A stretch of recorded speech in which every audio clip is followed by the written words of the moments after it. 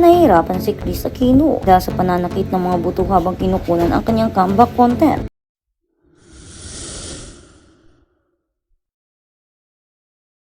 Nahihirapan si Kris Aquino dahil sa pananakit ng mga buto habang kinukunan ang kanyang comeback content. Si Kris Aquino kasama ang kanyang anak na si Bemby at ang staff habang kinukunan ang kanyang comeback content. Bago ang kanyang pagbabalik sa limelight, nagsikap ng gusto si Kris Aquino sa kabila ng kanyang autoimmune disease at tiniis ang pananakit ng mga buto upang matapos ang pag-shoot ng kanyang comeback content. Nasaksiyan ito ng ilang malalapit na kaibigan ni Aquino, kabilang na si Loy Villarama, na nagbahagi tungkol sa mga pinagdadaanan ng Queen of All Media habang isinasagawa ang shooting. Hindi nawala ang aking paniniwala na darating ang araw na ito kung kailan haharap muli sa kamera ang Reyna, si Kris Aquino, at gagawin ang bagay na pinakamahusay niyang ginagawa. Pahayag ni Villarama ay isang Instagram post noong Biyernes Agosto 7 kung saan ipinakita ang mga behind the scenes clip mula sa shooting. Habang nagsushoot, nakita ko kung gaano ito kahirap para sa kanya dahil sa rheumatoid arthritis. Talagang namamaga ang kanyang mga binti at pati na rin ang mga buto. Ramdam ko ang pusli ng mismong buto sa kanyang mga tuhod na namamaga sa pag-alala niya.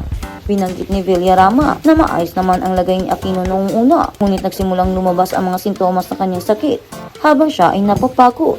Pero hindi siya nagreklamo. Sa kabila ng hirap at pagod, nananatili siyang masigla, at kapag nasa harap na ng kamera, hindi mo mapapansing may iniinda siyang sakit. Wika ni Villarama tungkol kay Aquino. Isa siyang tunay na professional at kahit may iniindang sakit, laging take one si KCA.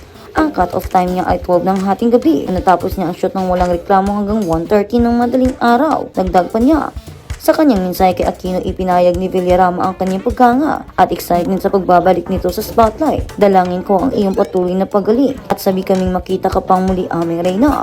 Bukod kay Villarama, naroon din sa shooting ang fashion designer ni si Michael Liva upang umalalay kay Aquino. Espesyal kong ipinagdasal sa Diyos na dumating ang araw na ito. Lagi kong hinahangad na manatili kang malusog at makabalik sa paggawa ng mga bagay na pinakamahal mo. Sulat ni Liva sa kanyang Instagram page. Darating at aalis ang mga tao, ngunit mananatili ako sa iyong tabi habang buhay. Pangako niya, maapaw sa saya ang aking puso na makitang muli ang nag-iisang Queen of All Media, si Kris Aquino, na nakasuot ng likha ni Michael Liva. Mahal na mahal kita, ate. Pinarkahan ni Aquino na pansamantalang lumayo sa limelight para sa kanyang mga medical na paggamot. Ang kanyang pagbabalik sa pamamagitan ng pag-aanuang show na kanyang bagong papel bilang Chief Head of Insight and Content Analyst ng streaming platform na Netflix o Chika. Sa madaling salita at sa kabilang banda, nagbabalik sa screen si Kris Aquino bilang bagong chika ng Netflix kung saan ibinahagi niya ang kanyang mga malikaing ideya tungkol sa lokal na serye para sa pinakabagong kumpanya ng streaming platform, larawan sa Netflix sa YouTube. Matapos ang ilang taong pagkawala sa limelight, nagbabalik sa screen si Kris Aquino sa pamamagitan ng isang bagong kolaborasyon kasama ang Netflix Philippines. Ipinakilala ang Queen of All Media bilang bagong chika ng streaming platform na nangangahulugang Chief of Head of Insight and Content Analysis. Si Kris Aquino ang Chika Head o Chief of Head and Insight Content Analysis ng Netflix. Dala ang mga bunggang upgrade sa mga lokal na palabas ala Kris style. Ayon sa caption ng Netflix Philippines sa video, itinatampok sa video na mahigit 2 minuto ang haba.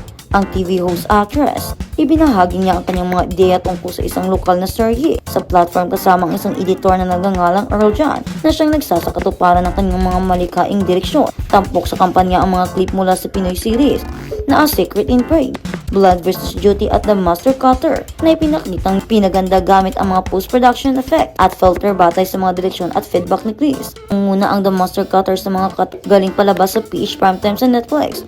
Hello sa inyong lahat, magandang umaga.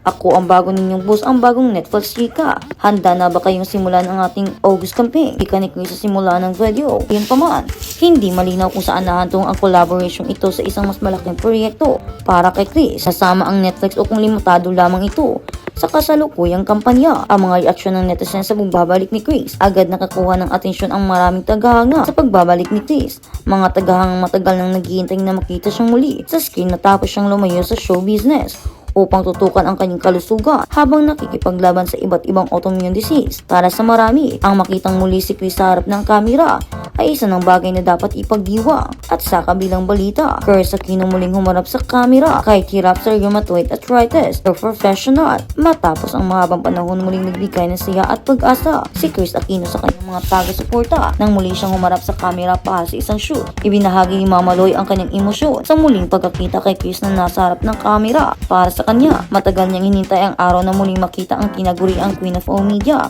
na ginagawang isa sa mga bagay na talagang nakasanayan na niya, ang humarap sa camera at maging natural sa harap ng maraming tao. Pero sa likod ng magandang performance ni Chris ay isang personal na laban na hindi agad mapapansin ng manonood. Ayon kay Mama Loy, nakita niya mismo kung gaano kahirap para kay Chris ang shoot dahil sa rheumatoid arthritis. Namamaga umano ang kanyang mga biti at tuhod at kapansin-pansin din ang epekto ng kondisyon sa kanyang mga buto. Mas naging challenging pa ang sitwasyon habang tumatagal ang shooting. Sa umpisa ay tila kinakaya pa ni Chris ang pagod, ngunit nang maramdaman niya ang epekto nito, mas naging mahirap ang kanyang kondisyon. Gayunman hindi umano nagreklamo si Chris.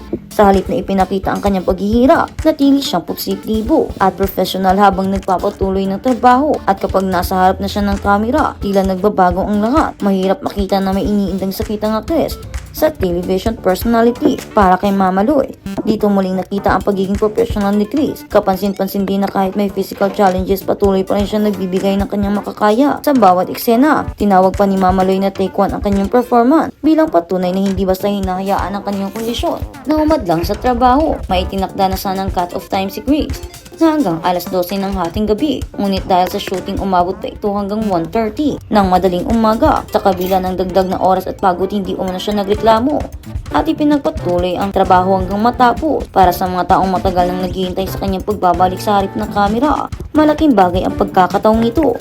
Hindi lamang ito simpleng shooting kundi isang simbolo ng kanyang patuloy na pagharap sa mga hamon ng kanyang kalusugan. Ang mensahe ni Mama Loy ay puno rin ng paghanga at pagmamahal kay Chris. Kasabay ng kasiyahan sa muling pagkikita sa kanya sa kamera ay ang panalangin para sa patuloy na paggaling.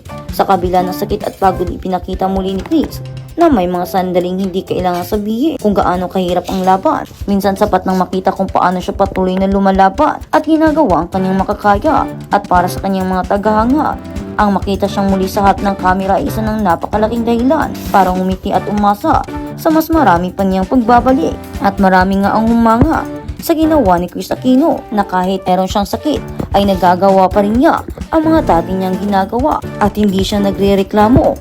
Talagang pinaninindigan niya.